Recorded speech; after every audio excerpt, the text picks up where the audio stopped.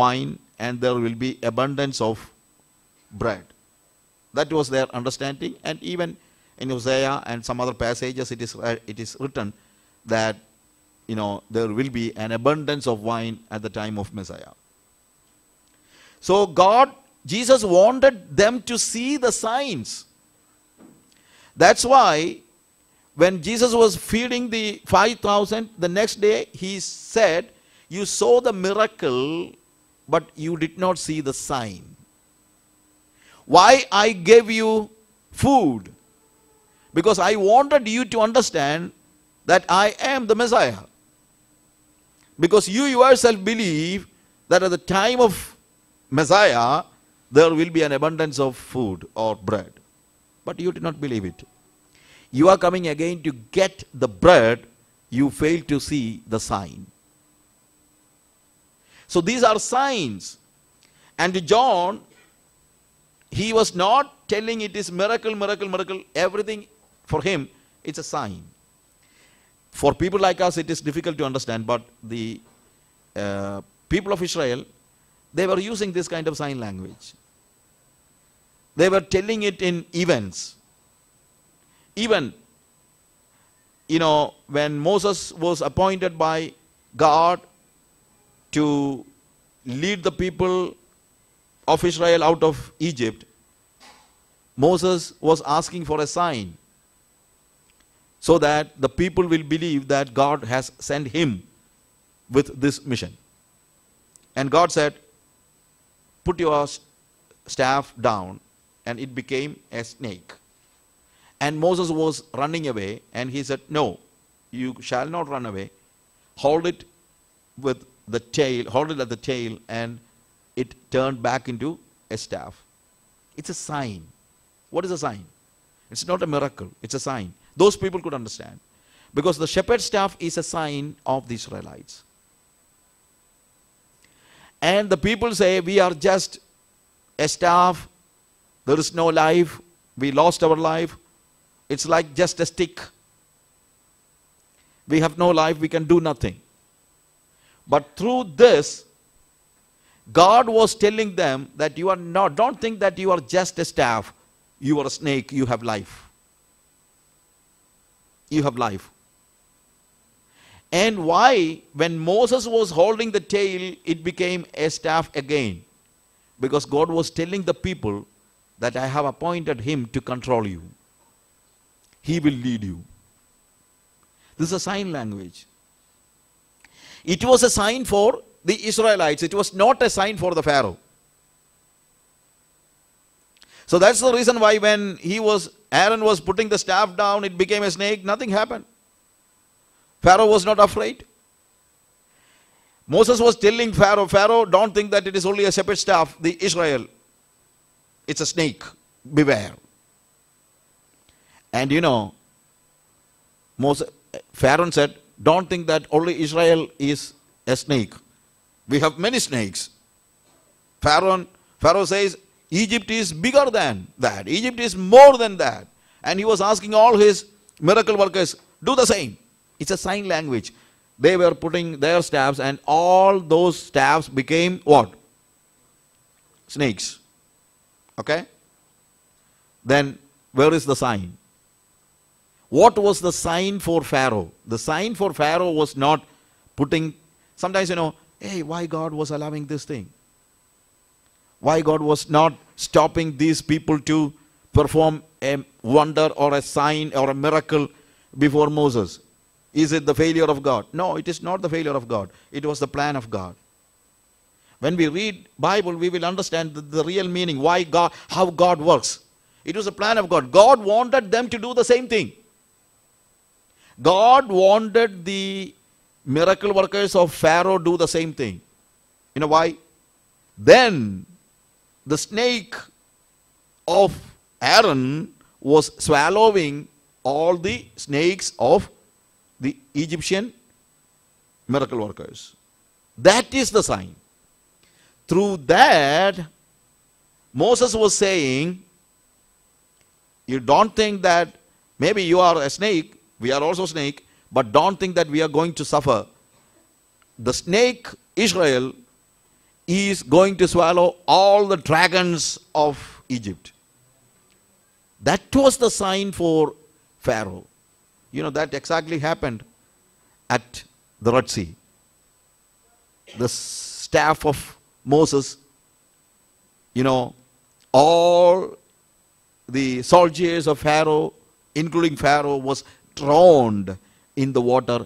And the sign that showed in the palace of Pharaoh was happening exactly at the bank of the Red Sea.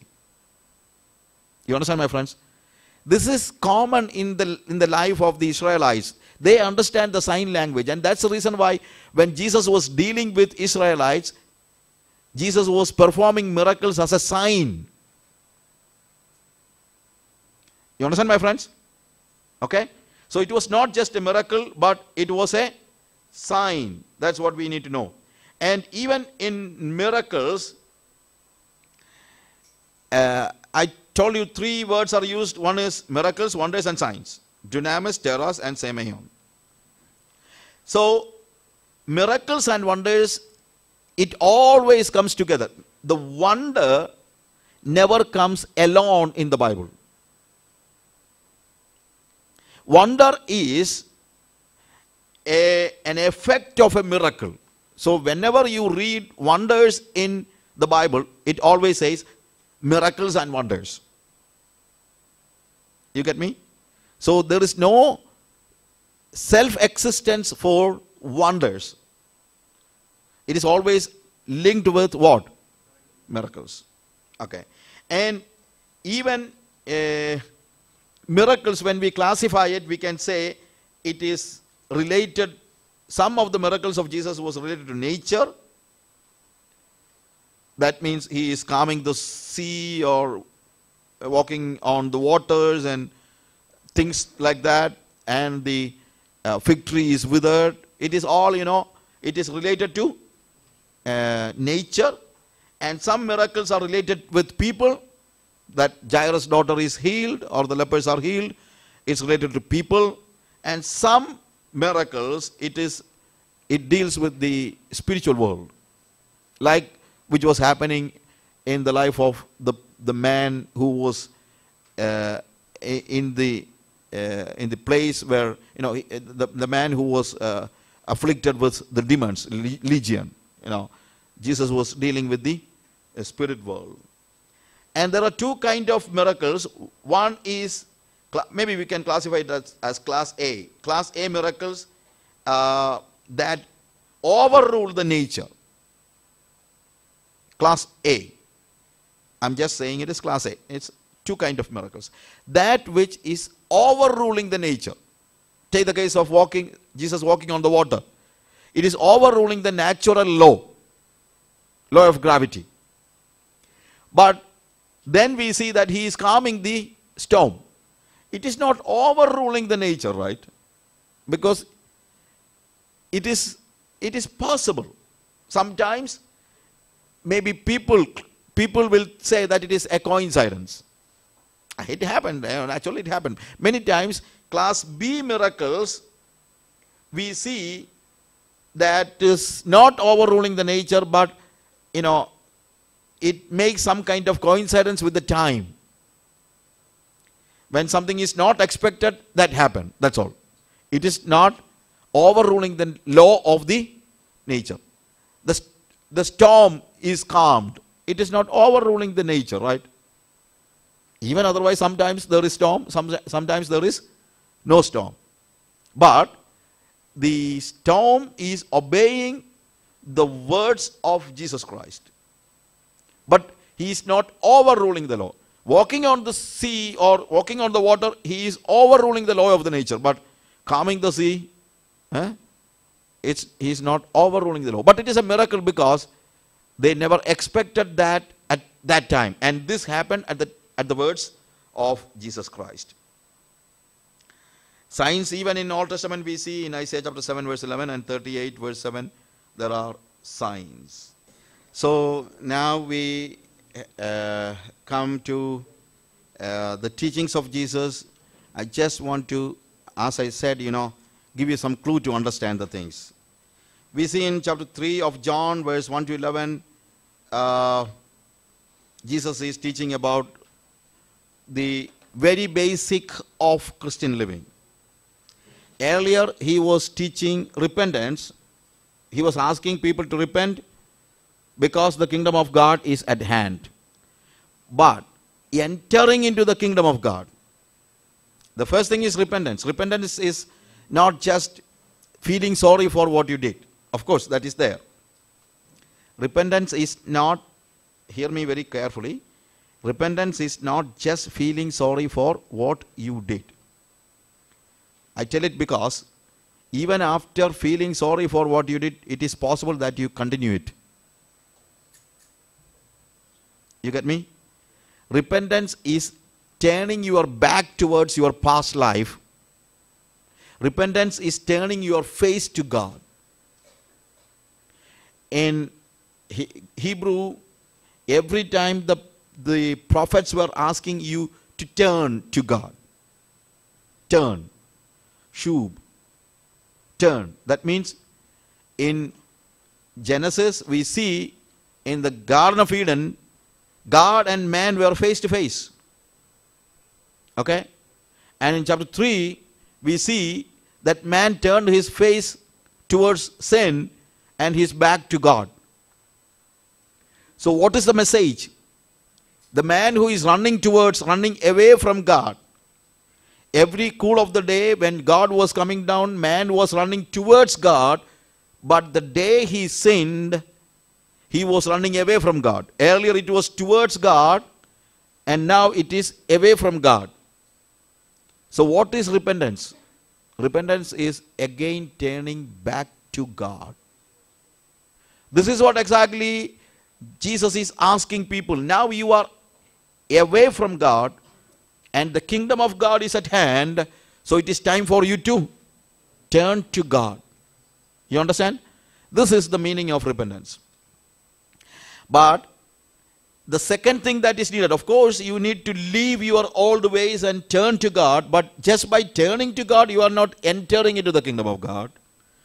But if you need to enter into the kingdom of God, you need to be born again.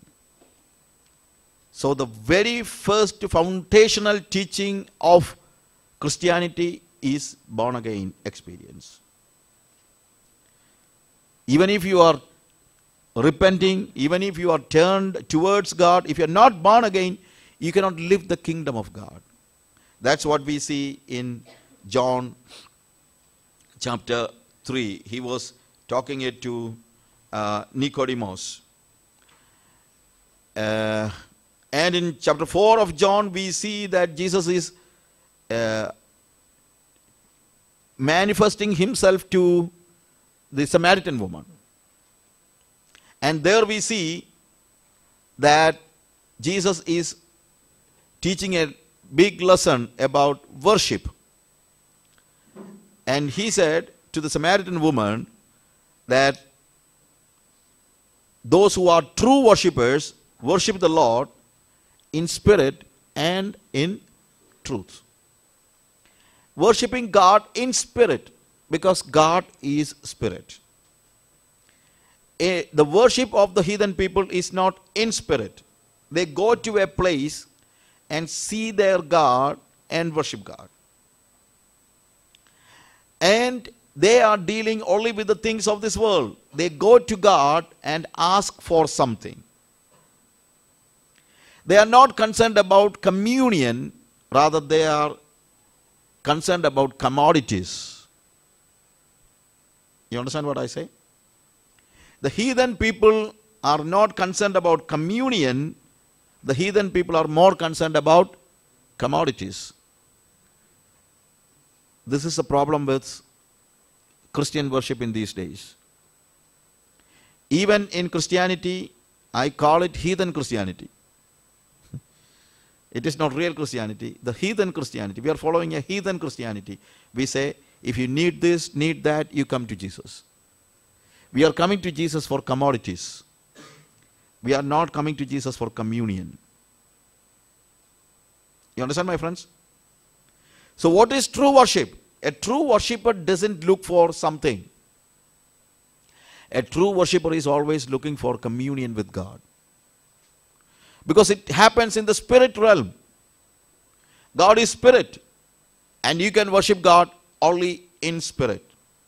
Worshipping in spirit is not just speaking in tongues. Don't think that. Some people say, I worship in the spirit because I speak in tongues. Now the question, do you have a communion with the Holy Spirit? You have a communion with God. It's a communion, it's a relationship. So if you need to worship God, you need to have a relationship with God. Who is Jesus to you? That's the question. Why you are after Jesus? I told you many people are conducting crusades and things like that. You know why people are coming to the crusades? Because they expect something from the Lord. We are proclaiming a Santa Claus Jesus. You know, the Santa Claus, he is a fellow with a big gown, maybe 50 pockets, and each pocket there is a present. So all the children who are coming, he give one present from this pocket, one present from this pocket. Everybody is happy. All the children comes to Santa Claus will get a gift. Okay? All the people who are coming to Jesus Santa Claus will get a gift. And finally what happens? Children goes to their homes and Santa Claus goes to his home. It's like Jesus is going to his home and people are going to their home. They have no relationship. Jesus is not a Santa Claus. If you want to worship God, some people think, you know, if you worship God, God will provide everything that is needed for you. Even if you don't worship God, God will provide you what is needed. Don't think that it is just because you are worshiping God, you are given your food and all. Don't think that it is because you worship God or taking fasting, your business is good. Take the case of Anil Ambani. Why his business is good? Is it because he is taking fasting 21 days? Is it because he is taking fasting 21 days, his business is good? No, he is very sharp. That's all. So just because your business is growing, just because you have money, you say, I am blessed because, you know, I worship God or I take fasting. Even if you don't take fasting, God is a merciful God and God will provide what is needed for you. Fasting is not to turn God or change God. Your prayer doesn't change God. You know that? Many times we think our prayer, no, pray man, pray. God will change himself. No, he cannot change himself because he is beyond any kind of change. He cannot be changed. He cannot deny himself. But what happens when we pray? When we pray, we are changed. That's all. Prayer is for us. It's not for God. Don't try to change God. It's for us. When we pray, you know what happens? We are becoming mature enough to handle the things of God. So then God gives us. Suppose my 17-year-old daughter is asking for a car to drive. I will not allow her to drive the car. You know why? Suppose she is praying and crying and taking fasting for 21 days. Do you think that I will give her a car? No.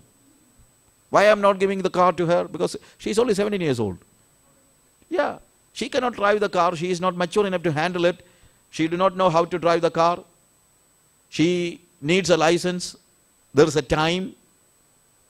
Likewise, what God wants, what you need, God knows and God gives it. But when you receive it, you need to prepare yourself to handle it in a mature way.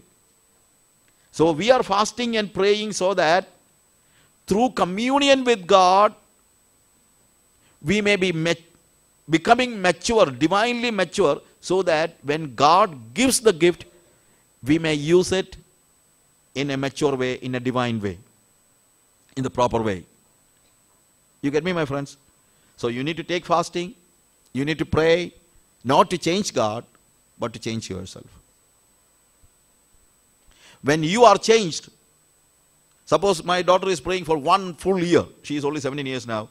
She is praying and fasting and praying and doing a lot of religious activities for 1 year and asking me every time I meet her, she is saying, give me a car, give me a car. And finally, at the age of 18, I am giving a car. She says, oh, my dad, she is a very cruel fellow. He was not ready to give it, but I was praying and praying and praying, and finally he had to give. Is it the reality? No. I could have given her the car when she is 18 years old and she is mature enough to handle it. Right?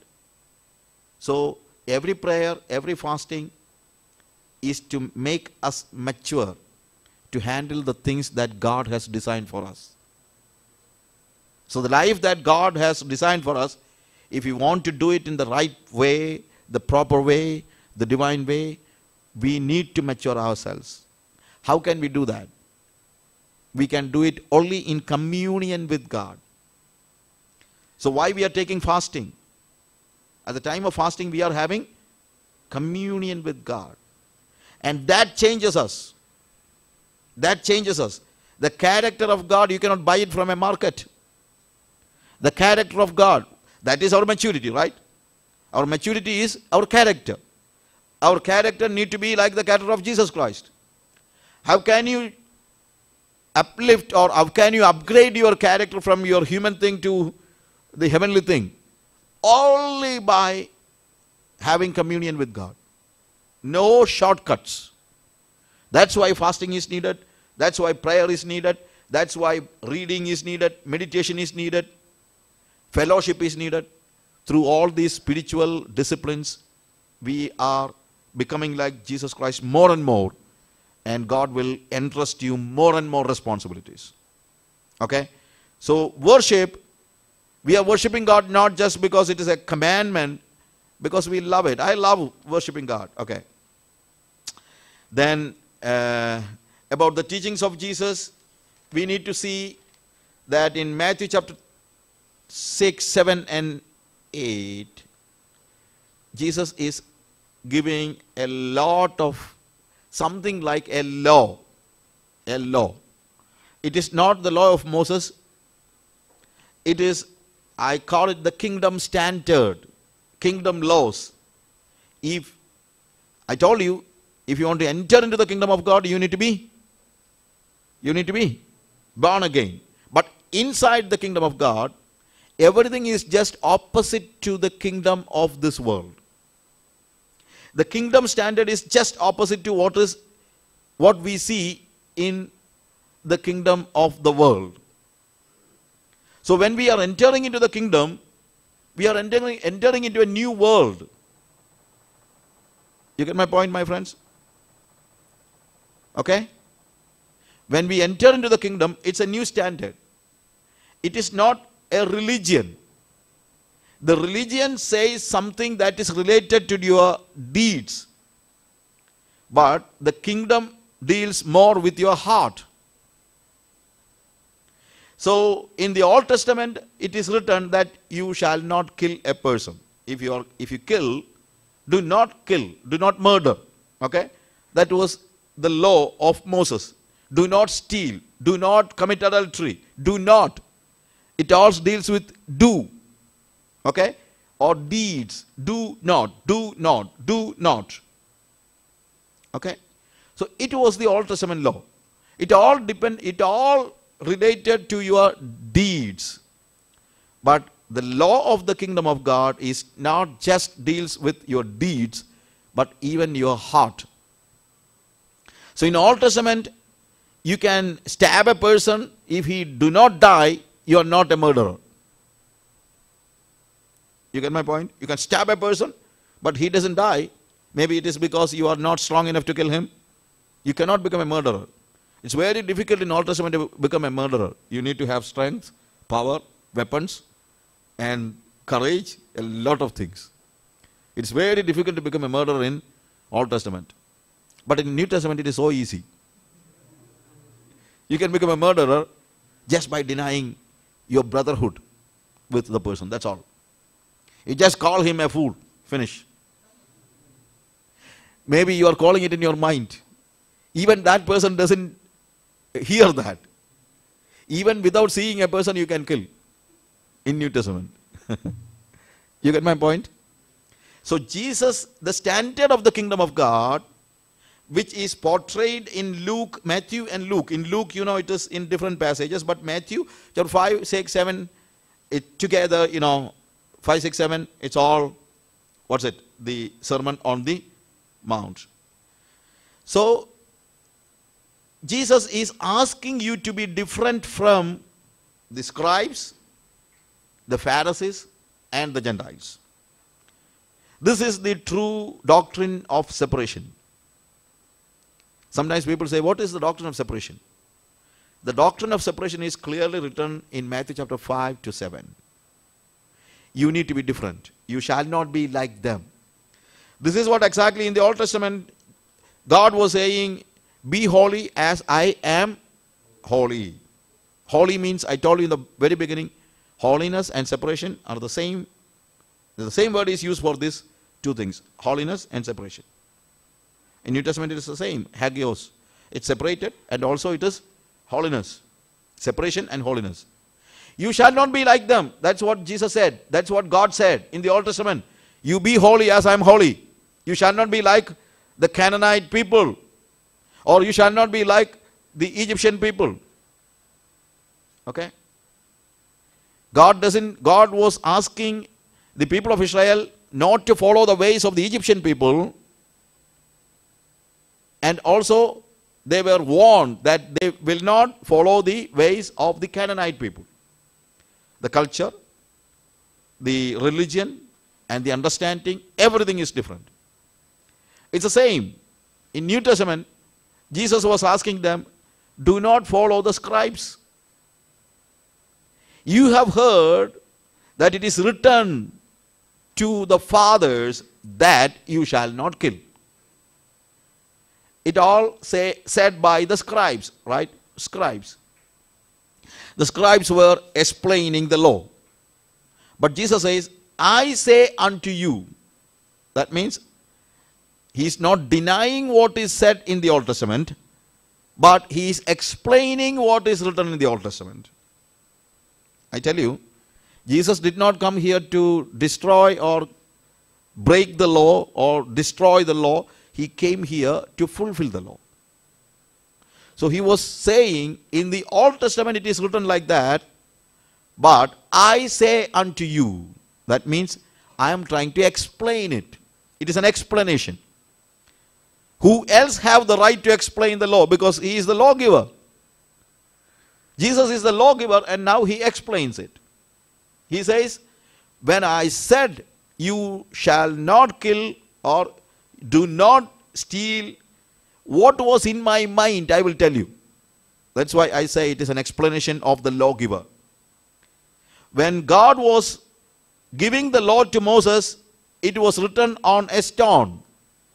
But Jesus says, it was only the nutshell, but I want to explain it. What is the explanation? Jesus says, what was in my heart. So the heart behind the law is given by Jesus. In Matthew chapters 5 to 7, Jesus is giving the heart behind the law of Moses. Or the spirit behind the law of Moses. So first he is saying the religion of the scribes is related with the deeds. But I say unto you, your heart is more important. Every scribe, any Pharisee, they were happy because they did not kill somebody. They never were checking themselves whether they had hate against his brother or no. He could hate no Pharisee or no scribe, they were contempt just because they had hate in the heart of a person, right? It was something related to the heart.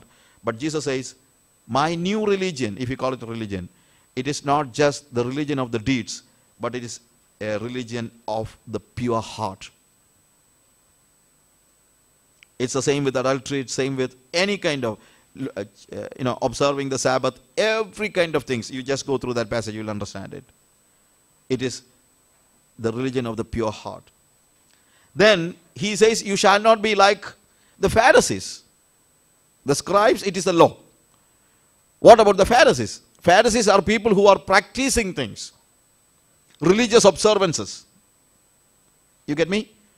The scribes, they stand for the law of God, and Pharisees, they stand for the observances of religious things like fasting, praying, giving. All these things are practiced by the Pharisees. And what was the problem with the Pharisees? The Pharisees, they were only looking the outer thing or the structure or the things, the skeleton of the things. If they do not pray 5 times a day, they will be very sad. But they are not concerning, or they do not look what they are praying. They are concerned only about the time they pray and the place they pray and the way they pray. But what is the spirit behind prayer?